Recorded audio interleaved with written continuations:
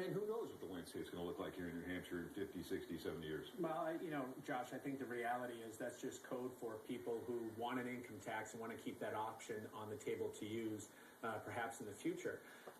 Look, if we pass this amendment, nothing's certain, as you know, except for death and taxes, and not even constitutional amendments are certain.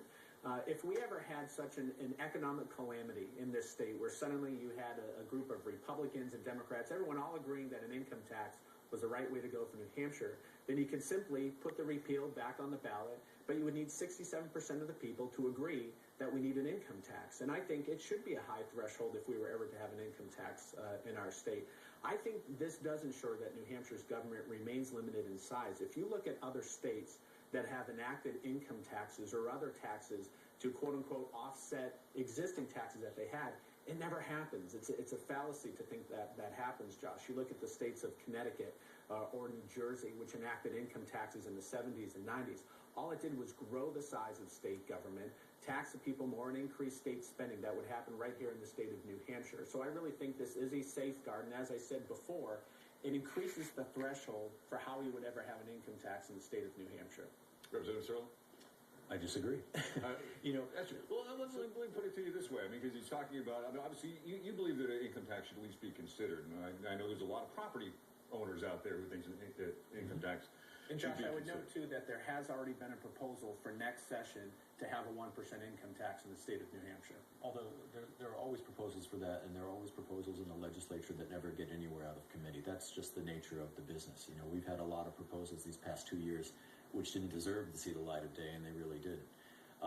My point is that if the citizens of New Hampshire want an income tax eventually in the future, it's their right to make that decision. It's not our right to take that decision away from them. I don't remember if you have children, but we all have children. And one of the things that we do is we teach them to make their own decisions with their own facts at the time that they need to make them. I'm not comfortable basically taking that opportunity away from them in the future and binding the hands of government and the people. But he does point out, it would take, two-thirds majority right. And I'm glad that tool back. And I'm glad he made that point, because all you need are 34% of people casting their votes in any given election who oppose the repeal of that language to hold the rest of us hostage. 34% is not a difficult threshold to attain. You'd be surprised at how hard, once something gets into the Constitution, how hard it is to pull it back out. There are examples in other states which I love to cite where, Alabama tried again and again and again to get language out of their Constitution that forbade whites from marrying outside their race. And they didn't succeed until the year 2000, even though it had been 30 some odd years since the Supreme Court declared that it was illegal to prevent people from doing that. And why is that? Because a minority of people in Alabama held everybody else hostage. And that's what's going to happen if this gets written into our Constitution. We won't have the flexibility in the future.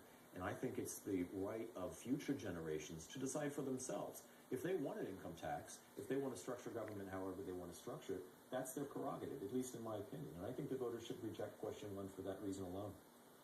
And the fact is, this hasn't been in the ballot, hasn't been in the Constitution before, and the pledge has become a major issue. It lets people know where the candidates stand. That would take that dynamic away, how we got our candidates.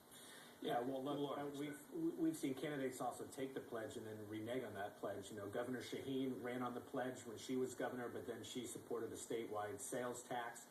We've had a legislature about a decade ago. It never happened, and it let us have a look at two different, dynamics of it. No, it didn't happen, Josh. But again, right now, all it would take is again, an ideological shift in the legislature and in the governor's office to have an income tax. And again, what this does is it raises the threshold. I know Representative Serlin made it sound easy that, if the voters didn't like a legislature enacting an income tax, they could vote them out and repeal it the next year. And I would say that is even more difficult to do than actually repealing the amendment. Once that genie's out of the bottle, you're never getting it back in. Look at the state of Massachusetts. They had a question on their ballot not that long ago to reduce or get rid of their income tax down there. And there was a huge campaign against it saying, look at what it's already paying for. You're going to lose all of these services. And that question went down in flames. Once it's out there, you're never getting it back in. So I actually think it would be more difficult to repeal it once we had it in place than to actually repeal an amendment down the road if people actually thought that an income tax was a good idea for the state of New Hampshire. And we have about a minute to go. So, Representative Serlin, I'll let you have the final say on this one. Why not just let the voters weigh in on this thing? You were opposed to having this question on the ballot to begin with. Why? Well, the voters are going to weigh in. They're going to weigh in. Sure, I know, but Because I think that a lot of people don't understand what it means necessarily to modify the Constitution. I think that the flexibility of having this be a policy matter benefits the taxpayers far more than having it in the Constitution. The example that you cited, Kevin, is a great example. The people of Massachusetts made their choice. It's something that you don't personally agree with, but they made their choice, and that is their right in a democracy such as ours. They choose for themselves, and that choice is far easier if we leave it a matter of policy than it is if it's in the Constitution. All right, we're going to have to see what happens with question 1 on November 6th. Thank you very much. Thank you very much, both of you, for being here. All right, we're going to be right back with a look at the electoral map and some possible scenarios. Stay with us.